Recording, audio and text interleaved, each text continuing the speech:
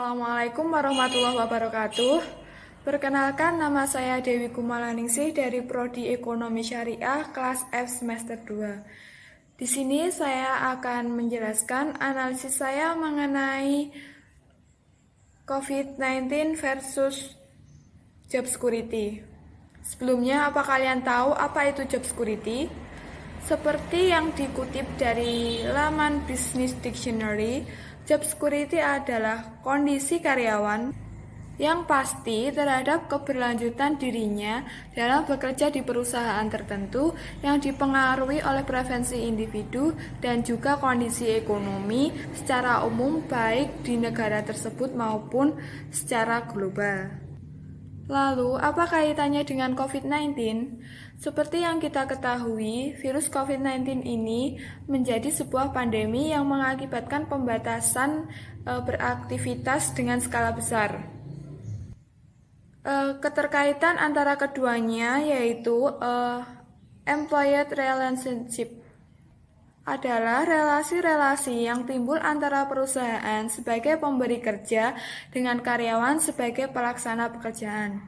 Dalam relasi yang dibuat antara perusahaan dengan karyawan, terdapat suatu kontrak psikologis yang merupakan sebuah deskripsi dari apa yang menjadi ekspektasi karyawan terhadap perusahaan dan apa yang perusahaan berikan kepada karyawan sebagai timbal baliknya.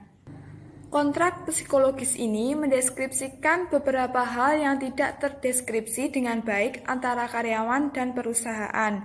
Sebagai contoh adalah suasana kerja, kondisi lingkungan kerja, dan tentu yang menjadi sorotan saat ini adalah keamanan kerja atau job security.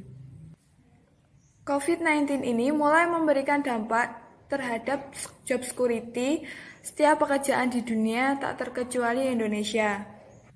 Akibatnya, bisnis mulai melemah, proses transaksi mulai melambat, diikuti dengan pengurangan aktivitas tatap muka langsung yang membuat proses pelayanan dengan pelanggan mulai terganggu. Secara makro, pengurangan karyawan yang secara besar-besaran ini menjadi salah satu alternatif bisnis. Pernyataan tersebut menjadi wajar di telinga para manajer SDM yang juga bertanya kepada dirinya sendiri dengan pertanyaan yang sama. Solusi yang diharapkan tentu harus berupa solusi yang disetujui antara perusahaan dan juga karyawan. Solusi yang diberikan untuk menanggulangi dampak psikologis yang mungkin terjadi, perusahaan perlu mengenali bagaimana karakteristik dari karyawan yang ada di dalamnya beserta jenis-jenis pekerjaan yang ada di perusahaan. Memindahkan karyawan yang semula bekerja di kantor menjadi bekerja di rumah saja menjadi alternatif yang adil bagi kedua belah pihak dengan memastikan bahwa pekerjaan memang bisa dilakukan dari rumah dengan target pekerjaan yang terukur. Memang tidak semua pekerjaan bisa dikerjakan di rumah, tetapi ini menjadi solusi atau alternatif yang sangat adil bagi kedua belah pihak, baik itu perusahaan maupun karyawan itu sendiri.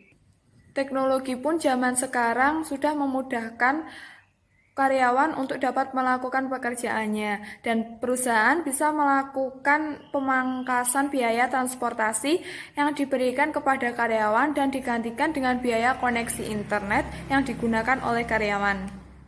Fleksibilitas kerja dalam masa pandemi menjadi suatu yang berharga bagi para karyawan yang melebihi dari keuntungan yang diterima secara rutin per bulan.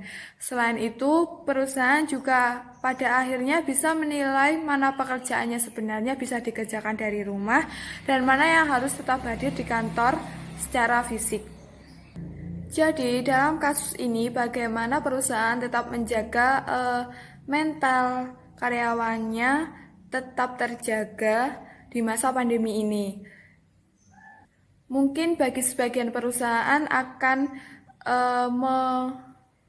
melakukan pengurangan karyawan Tetapi itu bukan suatu solusi yang baik untuk kedua belah pihak karena itu dapat menimbulkan mental karyawan menjadi terganggu dan mungkin diberlakukannya bekerja dari rumah menjadi solusi yang terbaik untuk karyawan maupun perusahaan.